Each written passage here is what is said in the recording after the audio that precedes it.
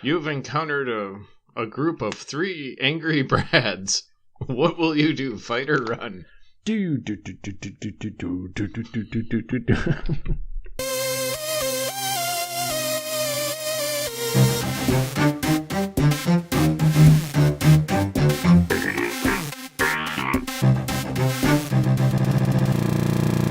Hey, Brad. Hey, how you doing? I'm doing good. Are you ready for some cartridge-based radio? I am. Well then, let's do some cartridge-based radio. Okay. Let's talk about Mega Man 2. Okay. Mega Man 2. I guess we should say hi to everyone listening. That would be polite. All right. Hi, listeners. Let's talk about Mega Man 2. Mega Man 2 is fantastic. Yeah. Personal favorite of the series for me. I think that's true for a lot of people. It's probably the most popular game in the series. If not in sales, then definitely in just like, when you ask people what their favorite Mega Man game is or which ones they've even played, it's usually 2. 3 is also up there, but I think 2 is probably the favorite for most people. That's all very important, but we have some more important questions to answer here. Well, yeah, I think we should probably, some of our younger listeners, we are talking about like a 30-year-old game now. Some of our listeners theoretically might be less than 30 years old and maybe could use a refresher on Mega Man 2. It is Dr. Wily creates 8 evil robots, and it's up to Mega Man to stop them from carrying out Dr. Wily's rotten plan to do something. Yeah, so let's talk about what is Dr. Wily's plan. Yeah, the game is pretty vague about this, actually. The opening starts and it says that in the year 200X, Dr. Light created Mega Man. Mega Man was created to stop the evil desires of Dr. Wily. I think it cuts off there. I think at that point it just scrolls up and shows Mega Man standing on top of a building looking heroic. I don't think it ever really... Oh, that is majestic hair blowing in the wind. Yes.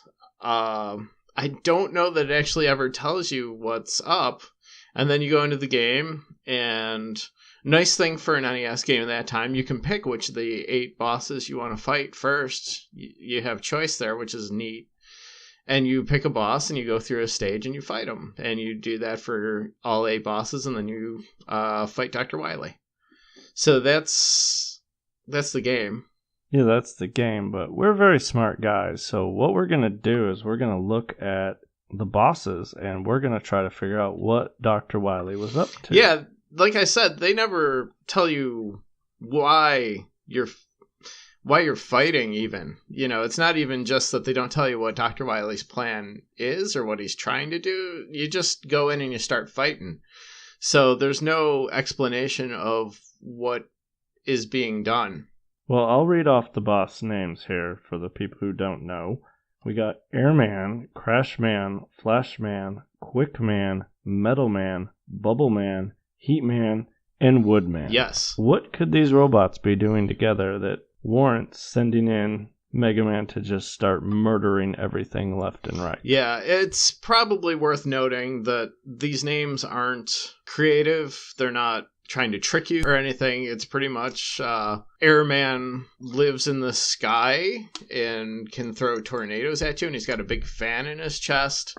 Flashman can create bright flashes of light. It's all pretty... The names pretty much tell you what they are. The exception being maybe Crashman, who has drills for hands and throws bombs at you. He probably just had a hard night of drinking and he just woke up and he's just crashed, and then Mega Man bursts in and says, "I'm going to shoot you with an air gun." Which is rather unsporting. Yes. I mean, he just rolled out of bed.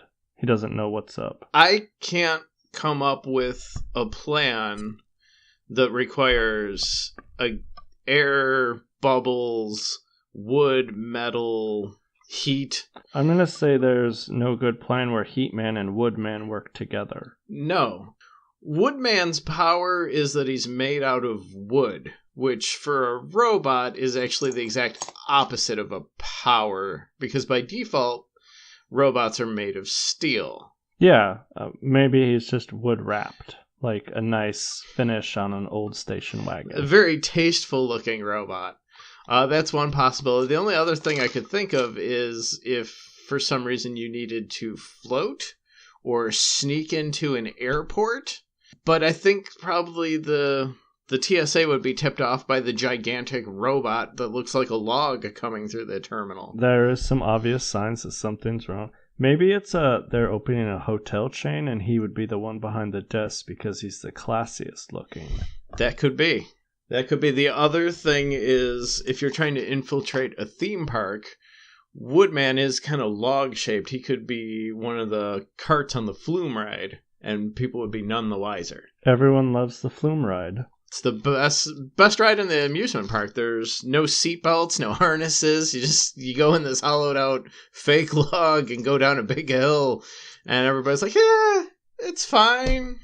Probably don't lean over the sides. The water spew at the bottom's always really, really fake and done with air cannons. And after the first time you ride it, you realize that's the truth. Then you're a little sad. Yeah.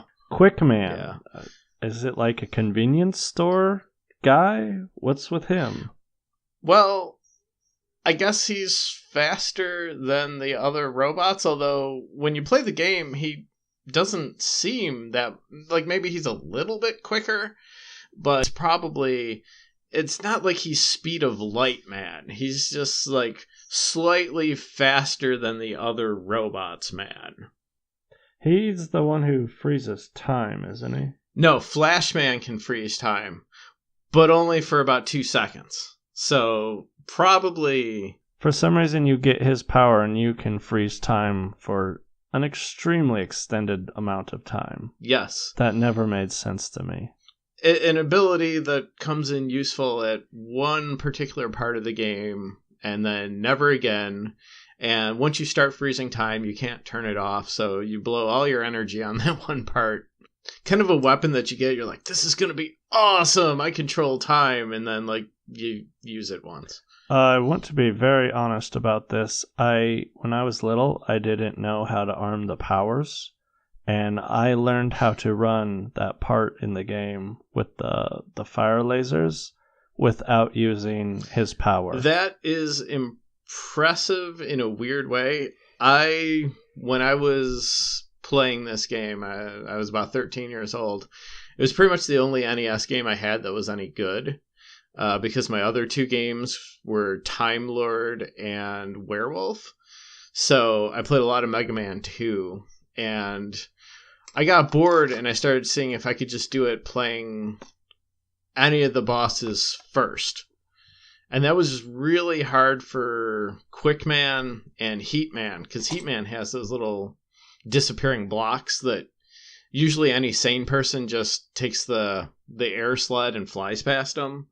You don't have that item if you do Heat Man stage first, and that was so difficult, and I only did it once ever in my life, just to prove I could, and I'm never going to do it again. Well, as long as you know what happened, that's Yeah. what counts, because back in the NES days, it was all, you just had to trust the person telling you that they beat ghosts and goblins on one life. I had somebody once tell me that if you got far enough in Spy Hunter, eventually you would get out of the car and shoot somebody with a bazooka and their head would come off, which I don't think is true. We talked about Grand Theft Auto last week. You wrote down here a little neat tidbit about Airman. Actually, that brings me to another point that I wanted to bring up beforehand, which is, did you buy Mega Man 2? Maybe you were younger, your parents bought it, or how did you come into playing Mega Man 2? I believe it was traded for something. Yeah. Now, the copy you got, did it come with the box, the manual, or anything? Was it just the cartridge? I've only seen the manual the box and the manual on the internet. Yeah, I don't think they made a box for Mega Man 2. I think it was just a cartridge, and no one bought it. Like, Capcom executives just snuck into people's houses and left Mega Man 2 on their NES, and then they loaned it to other people. Both copies that I had, we borrowed it from a friend, and it was just a cartridge.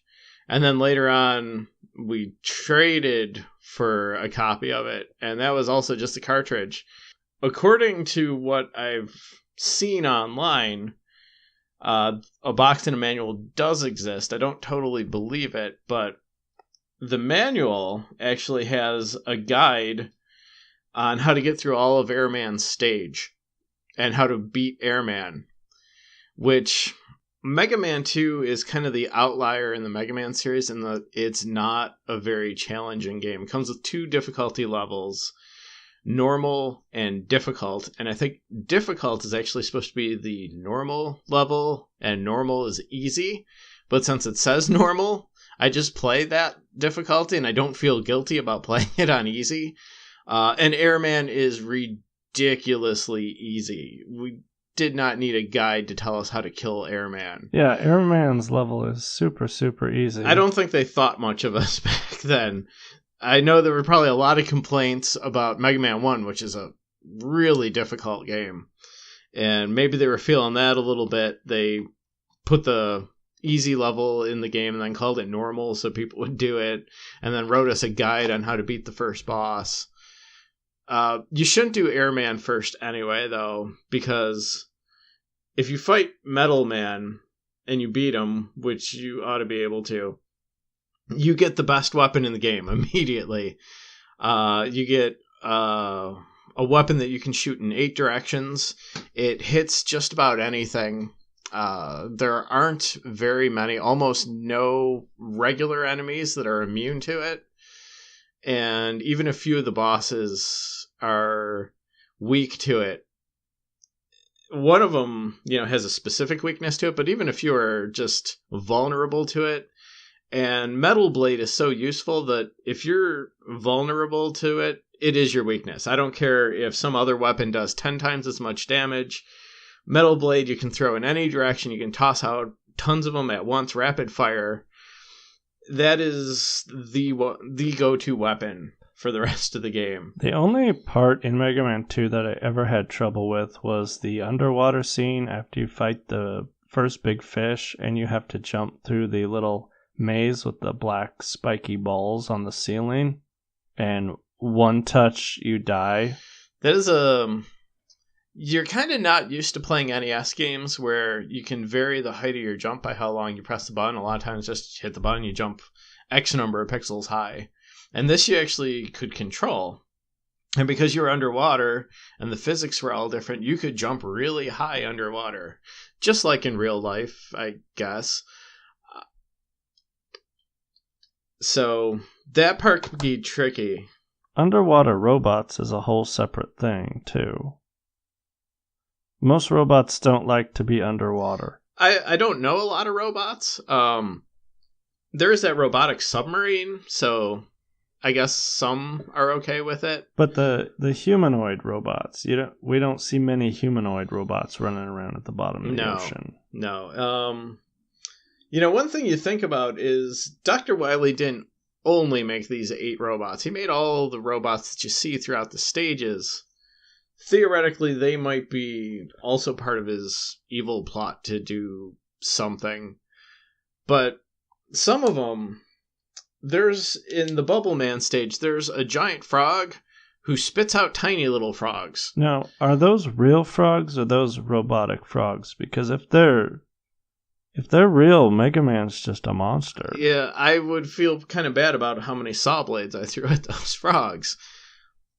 Well, and the birds, they throw the egg and little birds pop out and you murder the little birds. The Woodman stage is actually... Dr. Wily created a forest full of cute little robots of woodland creatures that are all adorable. And Mega Man just runs through whipping saw blades at all of them. I think what we're trying to say is Dr. Wily's work ethic is outstanding.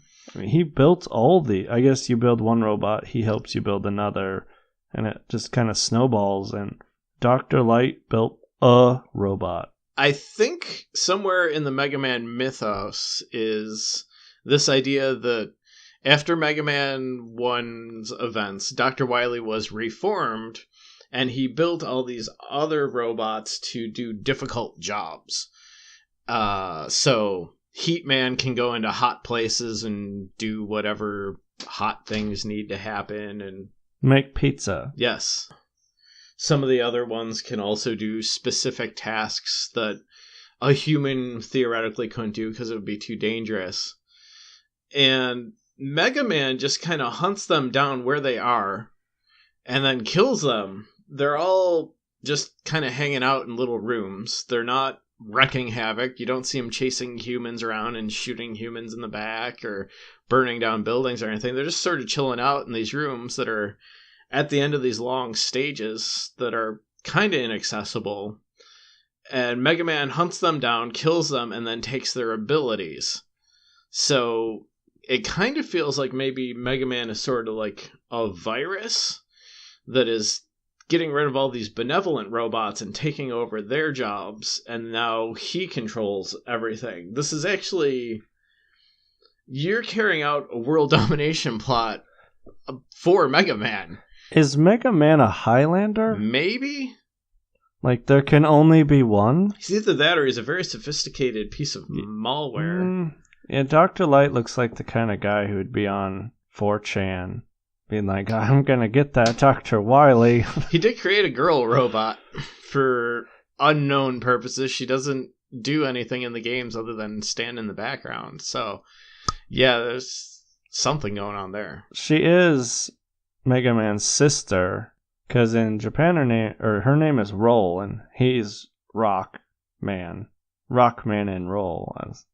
That's still a moment. A lot of these characters were created by Fishman and Yuki-chan's Papa, so maybe not like the most professional staff.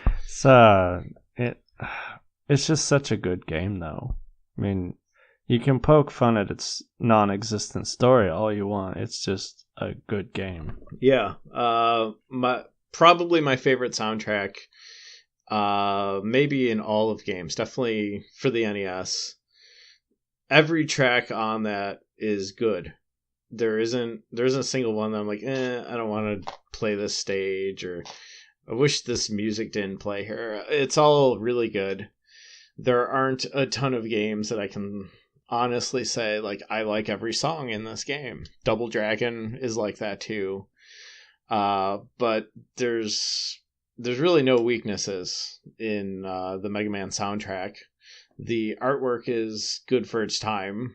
There's a lot of animations, and the characters kind of have a lot of personality. The animation is still good for this time. Like, I was playing it earlier today to get a little refresher going, and I beat Flashman. And as he was blowing up, I looked at Mega Man, and Mega Man just kind of did this little blink. Like, I'm sure he does it all the time, but he blinked just as he blew up, and I was like, there's a lot of personality infused in this moment right here. There's also crabs that fall through some of these areas that you're trying to make your jumps. If you make the jumps, you die. Crabs are falling by you, and if they'll hit you and knock you into the pits or whatever, but Dr. Wily made a bunch of suicidal crabs for some reason. They just fall and die. Well, they got hard shells. They probably can survive. Does Mega Man not have a shell of some kind? Well, they're far less mobile than him. He has joints and stuff, and he has to do advanced movements. They're just basically a ball with little tiny legs that probably could take the impact. Mega Man's just running around. He's a robot made out of balsa wood. He's an early prototype of Woodman. Paper Man. There's one thing about Mega Man 2 that I hate a lot. It's when I'm running and getting ready for a jump and I shoot a guy right in front of me and he drops a health orb and you pick it up and the game pauses for that brief second to recharge you and it completely jumps or throws off your timing for that jump and you end up just running off the edge of the ledge. Well, you gotta let the game kill you some way, because it's not going to do it with, difficult fights. Very few of the enemies shoot at you, which also makes me suspect that maybe it's Mega Man who's actually on rampaging through the city at this point.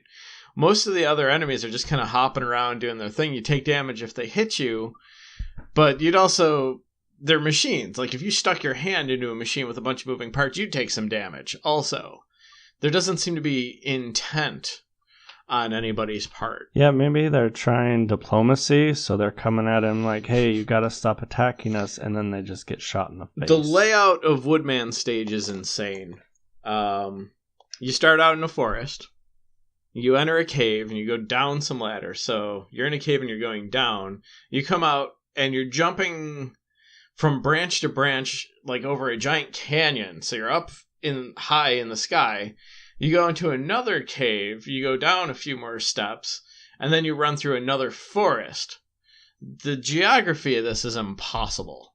You know, I never actually thought about the geography of Woodman's level until now, and now thinking about it, yes, that is completely insane. Unless you go across a ravine that leads into the side of a mountain, and then you're just going down the side of the mountain on the other side of the cave. So the stage would have to start in a forest near the top of a mountain, and then you go through some caves in the mountain, out the other side of the cave, over a ravine into another mountain that you then go down the rest of and come out into a forest that's at ground level. Yeah, no, this doesn't check out at all. Maybe like, these sprites look good together. Let's run with this. No, surely no one 30 years from now is going to be over-analyzing the geography of our game. Because that makes a lot of sense. Like, they won't even be talking about this game in 30 years. They'll be talking about a new Mario or something. Now, here's another kind of interesting thing about Mega Man 2 is every boss is weak to one of the weapons of one of the other bosses. So, if you get Heatman's weapon, which is atomic fire, which sounds pretty awesome, you can kill Woodman in 1 or 2 shots. That doesn't really... There's no good reason to do that, especially when your main enemy is a guy who steals the power of the things that he defeats. So, if you're Dr. Wily and you're thinking, well, I don't want Crash Man to get too powerful, I'll make him weak to Airman. You're just playing into Mega Man's hands. If you're worried about like some kind of coup attempt or something, it almost doesn't matter, because if Flashman turns on you, unless you have whatever he's weak to handy to defend you, it doesn't matter if he's weak to it. You know, so you're sending these robots out to wherever. They're not centralized. And they're all weak against something, and Mega Man's just collecting these things that they're weak against. And it's doing you no good. And why not build a robot that is not weak against the Buster Cannon? You've got the ability to make things immune to certain weapons. So it would make sense to just... There are enemies that are immune to the Buster Cannon. There's those little things that look like scrubby bubbles that run along the floor, and bullets bounce off those. There's those little helmet guys that when they're just in helmet form, the bullets bounce off them. There's a few others. So if you take that material and you put it on all the boss guys, Mega Man wouldn't get anywhere. Maybe it's prohibitively expensive to make something with that metal. Maybe. But if it was, you probably shouldn't be blowing it on like a stack of tin cans with eyes, where only the eyes are vulnerable and the rest of it the shots bounce off of. Like, you didn't need to make a stack of tin cans with eyes, Dr. Wily. That was a dumb idea. It's not a good robot at all. What does it do? It just wanders around. It doesn't have any arms. It just, I'm kind of like a metal snake, and I fall apart when I get shot. It's like a wall that moves back and forth, and that's just inconvenient for everybody. At some point, Dr. Wily thought, well, for my world domination plan to work, I'm going to need a moving wall that kind of just shuffles back and forth and can get shot in the eyes. Why did it need eyes? To see where the wall was going. Are Dr. Wily and Dr. Light just two guys, and no one even knows this battle is going on, and they're having their own little fight in like a warehouse? Is that what we're dealing with here? So it's kind of like BattleBots almost. Like, it's this tournament that they're in that no one outside of the BattleBots community cares about at all. And then But it's been going on forever, and Dr. Wily just whips up a new batch of robots every few years. He's like, I bet you can't beat these ones, and then Mega Man just destroys them all. I mean, I can see the commercial now. This week on Mega Man. Like, oh yes, Mega Man's on. He's fighting a guy who has an atomic bomb on his arm. This doesn't seem good for the neighborhood. It would be on like Saturday afternoons opposite reruns of Xena and bowling tournaments. No one's watching this show. I probably would watch the Xena show.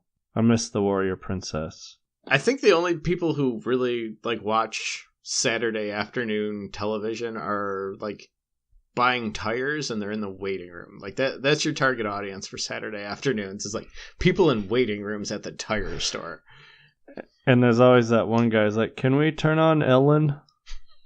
Ellen's on right now. Like, I'm enjoying Dr. Phil, shut up. There's a thing where some robots fight each other. No, what's on C-SPAN? But, I mean, that it could be a logical explanation of why this keeps happening, and because this should tear the world apart. Yes, people should be very concerned, and Dr. Wily keeps going free. Every game ends with him begging for mercy from Mega Man, which makes sense in the context that he's constantly just being mercilessly hunted down by Mega Man. You know, Mega Man kills all his robots, comes to his castle, plows through it, kills everything in it, destroys everything he's ever made, and then shoots him a bunch of times. And at that point, Mega Man is so overpowered that you have to beg for mercy because he could kill you without thinking about it. Which is fair because he's a robot, so he's not really thinking about it. This kind of the other thing is, Mega Man doesn't have a consciousness. He just does what he's programmed to do. Which is run from the left side of the screen to the right side of the screen, destroying everything in the way. In a larger sense, so are we.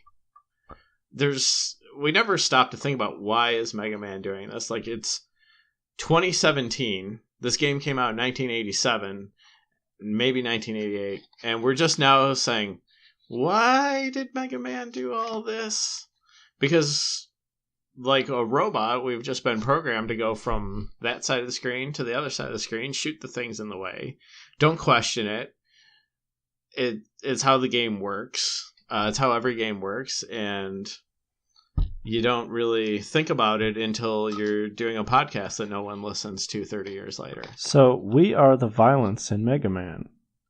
Like, a true person who wanted to better the world would just sit at the menu screen rocking out to the boss selection music. Which is not a bad way to go.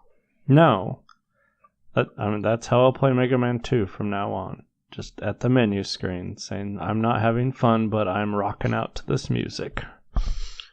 I'm always going to be on the top of that building. Checking out the view, rocking out to some music, and life's good. Robots aren't being destroyed for no reason. And they might be bettering the world as he was standing there. Like, Airman, hey, I've built this place in the sky where people can come to get away from the mass pollution from Mega Man's last rampage. And Mega Man's like, I cannot have that. Maybe he's really like air filtration man, and, you know, he's cleaning the air. And Mega Man is just like, no, smog for everyone. I decree it. And Woodman's out in the forest trying to bring back some animals from the edge of extinction, and then Mega Man runs through just blasting him in the face. And then he's like, well, I have to defend my animals. And so Mega Man's like, oh, he's attacking me. And that's why that fight happened. It's just this post-apocalyptic world where Dr. Wily's robots are trying to make it habitable again, and Mega Man's just intent on destroying everything. Maybe the light in Dr. Light is the beautiful light from an atomic bomb, and he wants to get back to that beautiful light that cleansed the world, and he got to start over, and Dr. Wily's the actual hero in this story. I think that's kind of the point we've been sort of circling around this entire conversation, is Dr. Wily seems to be the one who's doing good things. And Mega Man is just wrecking all of it. This is like our third show now, and we've looped back to this conclusion each time, that the person you're playing is actually the villain and the person you're fighting is the good guy. Yeah, I mean, Street Fighter was a little more ambiguous. You had a bunch of different characters that all had different insane motivations. But yeah, Tomb Raider, I think the conclusion you could draw was it shouldn't have been a surprise that we were playing as the villain all along, since it was called Tomb Raider, and that's generally not a positive term. You could call the game Smelly Pirate and get kind of the same kind of reaction. And now, yeah, Mega Man 2, it seems like, once again, we're the bad guy. We're the one running around destroying things. And, the more you think about it, it gets more and more convincing that none of the stuff that you're going after is harming anything in any way. Bubble Man was just trying to clean the oceans.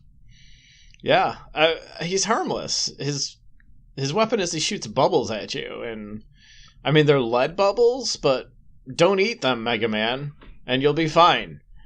But Mega Man doesn't eat, so he's really doing no harm at all. Mega Man's a robot with fantastic hair. That's it. The worst suspicion you could have about Bubble Man is that he's polluting the ocean with lead, but they're like tiny little bubbles that he shoots one out every so often. It's just, we dump more lead in the ocean, on purpose. Just as, some lead got in the ocean, it's fine.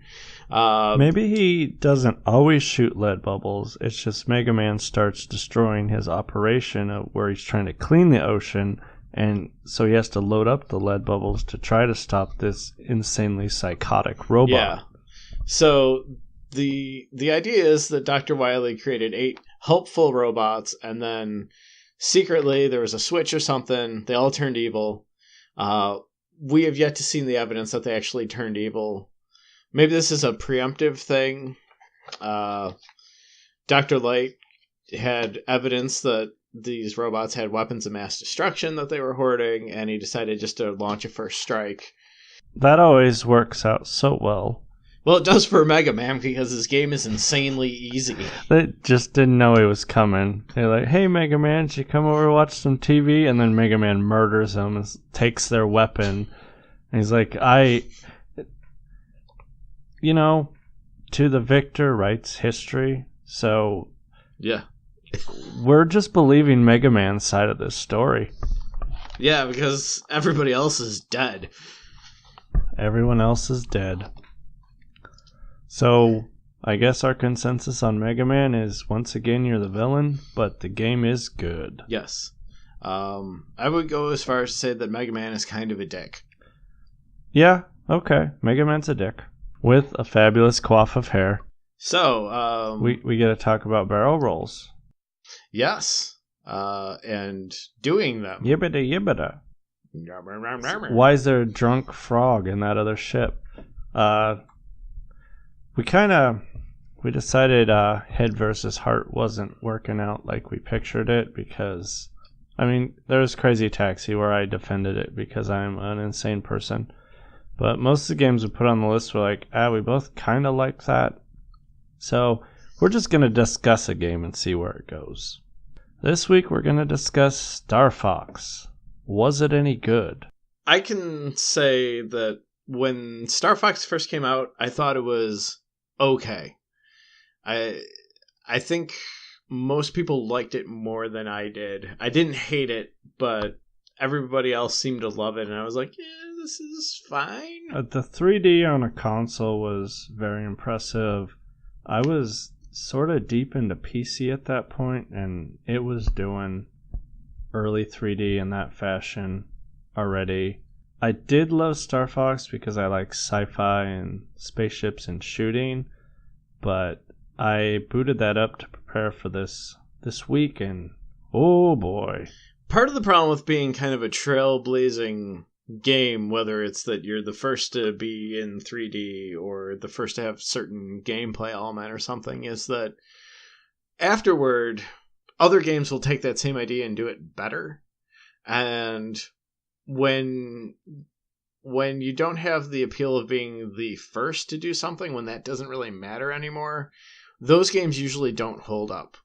One thing that I learned from doing the Genesis website, where I played all the Genesis games, is the games that were really innovated for their time usually weren't the ones that stuck around and made it very far on our list. It was, yeah, this was great when it came out, but every game that came after it is so much better.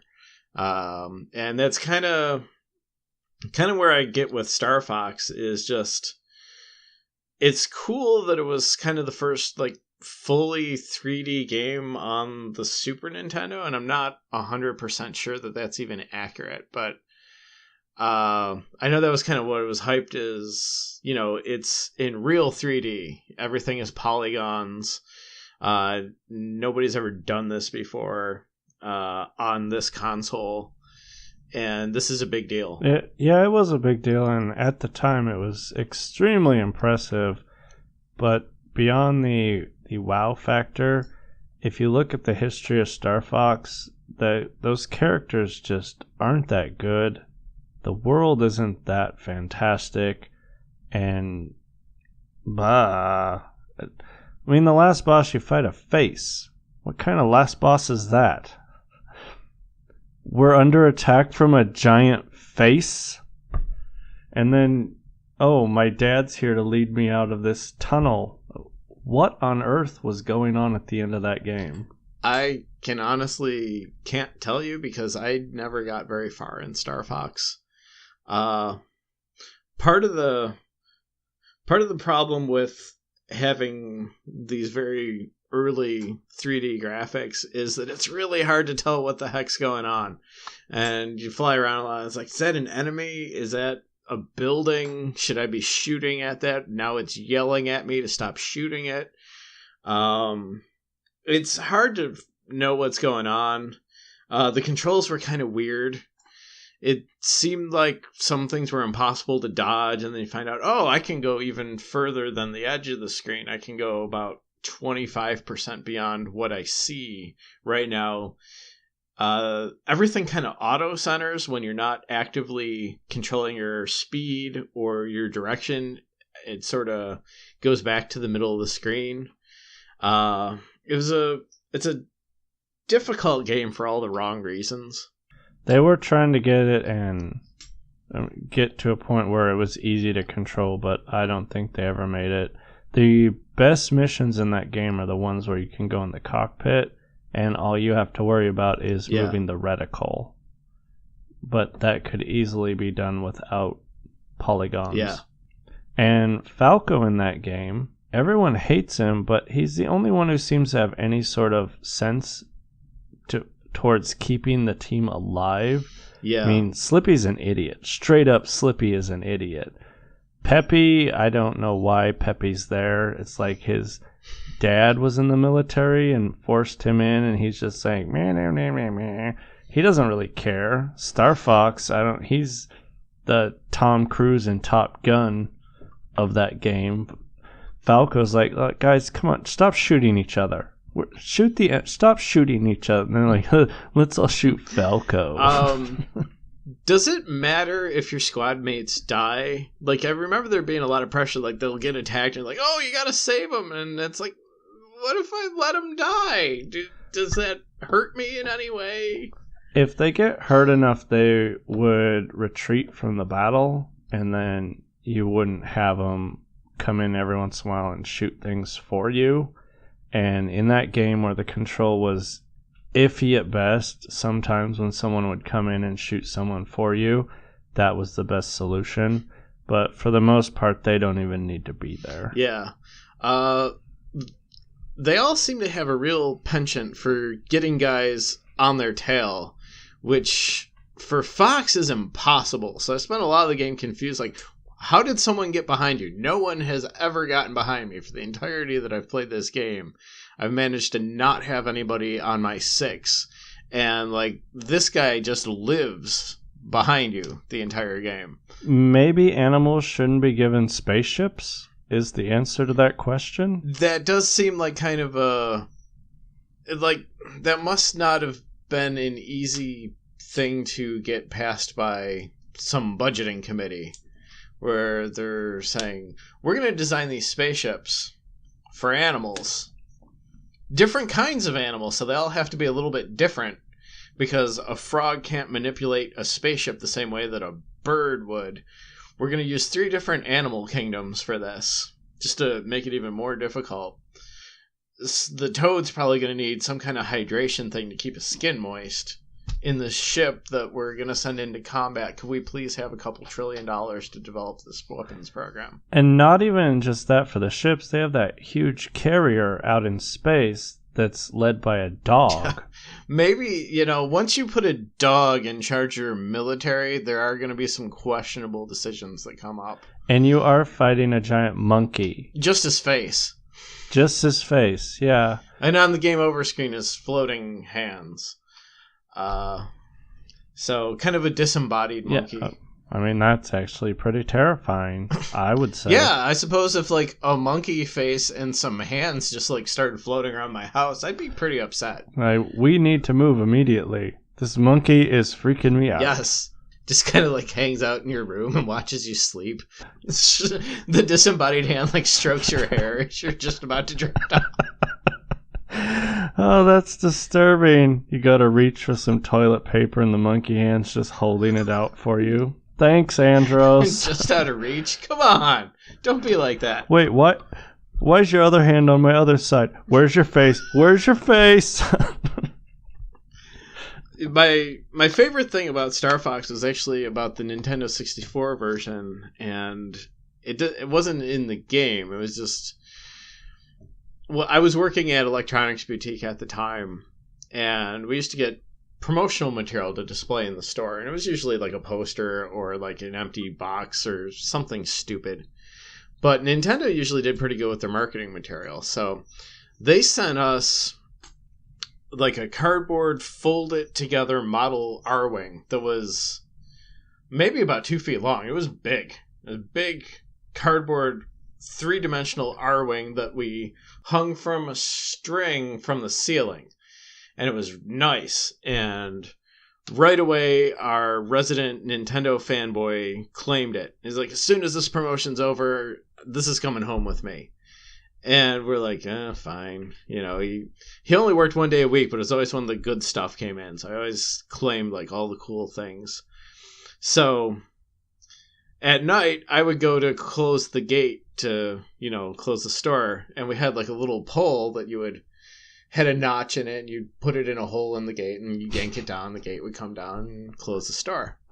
So every night, I'd grab it, and as I went by the R-Wing, there's pinata on it every time. Smacked it as hard as I could. It would dangle, bounce around. And my coworker, Tom, as I'm doing this, he would impersonate the other guy and be like, that's my ship! What are you doing to my ship? Eventually, we caved in the cockpit. We put a giant gash in the wing. My boss came in. He's like, what happened to the Star Fox? I'm like, some rowdy teenagers came in and... they did this before we could stop them. They got in a fight with a disembodied monkey. There's nothing we could do. So, did your coworker who wanted this R-Wing, did he think Star Fox was just this amazing tale of heroism and animal? Was he a furry? He might have been. He was a model. I know that. That was his other job, was as a model, presumably for Brand X in the before and after pictures. Was he the before? Yeah, he would be the before, or he would be the, I've been drinking Brand X and I look like this. Yeah. He just loved any kind of swag that we got at the store. It didn't matter if the game was any good, he wanted it all. And we trashed his R-Wing. He's probably listening to this. Is like, hey, I remember that R-Wing. That ruined R-Wing ruined my life. Yeah, probably. I'm friends with him on Facebook. I could probably see if, he ever got over the R-Wing destruction. Yeah, just ask him, hey, the R-Wing thing ruined your life? Are you hunting me for any reason? Because I don't know who destroyed that R-Wing. It was rowdy teenagers. Rowdy teenagers. Just coming into the mall, wrecking stuff. listening to their rock and roll music and riding their wheelies. Eating their Jell-O. Disrespectful. A disrespectful way they eat that Jell-O. So, Star Fox was needed at the time for a hot minute, but so you have any final thoughts on Star Fox? Didn't love Star Fox when it came out. Especially don't care for it now. And that is about it. I wish Nintendo would stop rehashing the same 5 games, but if they're not going to do that, I wish at least they would take Star Fox out of the rotation. And put Metroid back in. That'd be nice. Alright, so I guess the only thing we can do now is barrel roll into the outro music.